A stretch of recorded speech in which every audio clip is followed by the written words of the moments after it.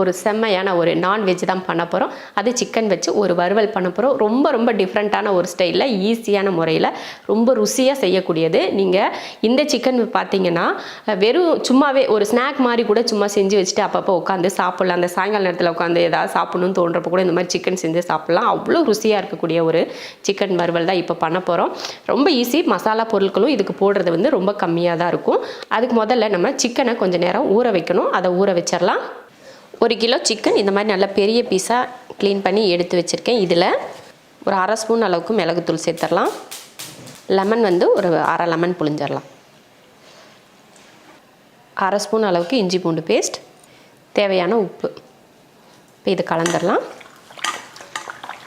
மிளகுத்தூள் அப்புறம் லெமன் கொஞ்சம் உப்பு இஞ்சி பூண்டு பேஸ்ட் போட்டு கலந்தாச்சு. ஒரு 1/2 மணி நேரத்துக்கு ஊறட்டும். அதுக்கப்புறம் எடுத்து பார்த்துக்கலாம்.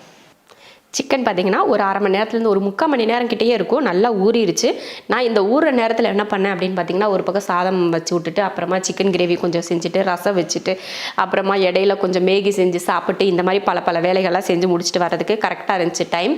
ஏன்னா ஞாயிற்றுக்கிழமை அப்படின்னாலே எல்லாருமே லேட்டாக தான் எந்திரிப்போமா. அதனால கொஞ்சம் இந்த லஞ்சு செய்கிறதுக்கு முன்னாடி ஒரு பசி எடுக்கும். சரி அதுக்காக ஏதாவது சிம்பிளாக செய்யலான்னு பாப்பா தான் அஸ்மா தான் வந்து நமக்கு வந்து மேகிலாம் செஞ்சு கொடுத்தாங்க. அப்படியே சாப்பிட்டு அப்படியே நான் இதெல்லாம் ரெடி பண்ணேன். இப்போ சிக்கன் வந்து ஊறிடுச்சு. இப்போ சிக்கன் எப்படி ரெடி பண்ணுறது அப்படிங்கிறத பார்க்கலாம். இப்போ ஒரு கடாய் வச்சுட்டு எண்ணெய் ஊற்றிடலாம். பாருங்கள் சிக்கன் இந்த மாதிரி நல்லா ஊறி இருக்கு. இப்போ எண்ணெயில் போட்டு பொரிச்சு எடுத்துக்கலாம்.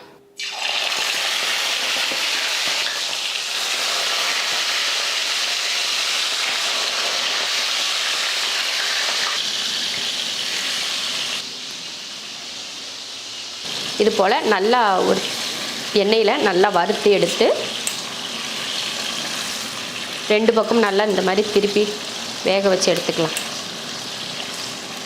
இதையே பாருங்க அப்படியே எடுத்து கூட சாப்பிட்லாம் போல். அவ்வளோ சூப்பராக இருக்கும்.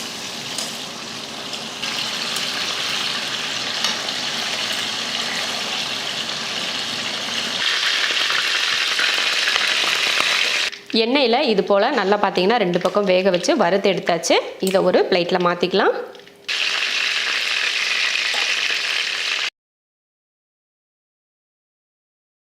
சிக்கன் ஒரு பக்கம் பொரியறதுக்குள்ளே நம்ம வந்து கொஞ்சம் இஞ்சி பூண்டு இந்த சின்ன வெங்காயம்லாம் தட்டி எடுத்து வச்சுக்கலாம். நான் வந்து ஒரு 7 போல் பூண்டு பல் எடுத்திருக்கேன். ஒரு சின்ன இந்த மாதிரி சின்ன துண்டு ஒரு 1 இன்ச் அளவுக்கு இஞ்சி எடுத்து அதையும் சின்னதாக வெட்டியிருக்கேன். சின்ன வெங்காயம் பார்த்திங்கன்னா ஒரு 10லேருந்து ஒரு 15 போல் சின்ன வெங்காயம். ஏன்னா வெங்காயம் தனியாக வெட்டியும் எடுத்து வச்சுருக்கேன்.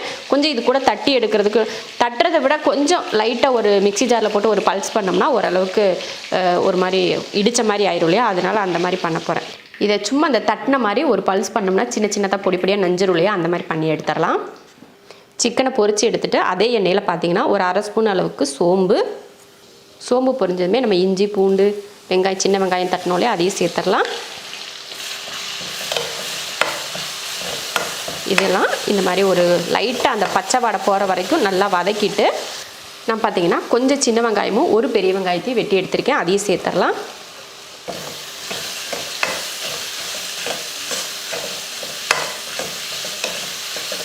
இதில் ஒரு 4 பச்சை மிளகாயை இது போல் தட்டி எடுத்திருக்கேன். இதெல்லாம் சேர்த்து நல்லா வதக்கிடுவோம். இந்த பச்சை வடை போகிறதுக்காக மட்டும்தான் வதக்கிறது.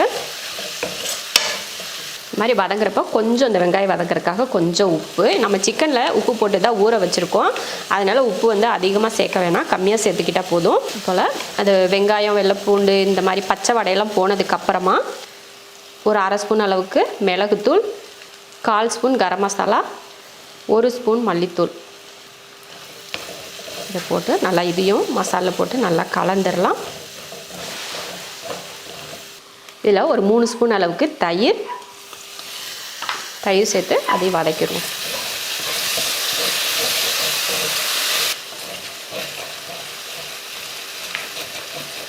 தயிர் போட்டு இது போல் வதக்கினதுக்கப்புறமா நம்ம வறுத்து வச்சுருக்கோம் இல்லையா சிக்கன் அதையும் சேர்த்துருவோம். சிக்கன் சேர்த்துட்டு நல்லா கலந்துருவோம்.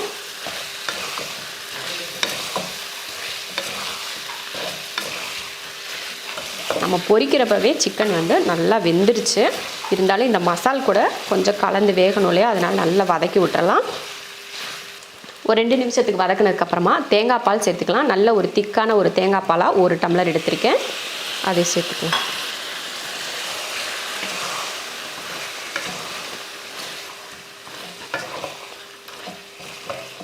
தேங்காய் பால் ஊற்றி மறுபடியும் ஒரு 2 நிமிஷத்துக்கு இது போல் வதக்கி விட்டோன்னா அந்த தேங்காய் பாலும் வற்றி நல்லா இந்த மாதிரி எண்ணெய் பிரிஞ்சு வரும். இந்த டைமில் கொஞ்சம் மல்லித்தலை, கொஞ்சம் கருவேப்பிலை,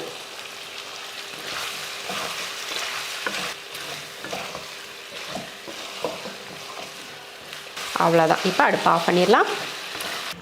அருமையான ஒரு சிக்கன் வறுவல் ரெடி ஆயிடுச்சு. இதே போல் கண்டிப்பாக நீங்களும் இந்த மாதிரி சைடிஷ்க்கெலாம் செஞ்சு பாருங்கள். அதுக்கப்புறம் பார்த்திங்கன்னா இங்கே ரசமும் ஒரு பக்கம் ரெடி பண்ணியாச்சு. இந்த மாதிரி சிக்கன் கிரேவி செஞ்சு வச்சு ரொம்ப நேரம் ஆச்சு, அதனால் ரொம்ப வற்றி போச்சு.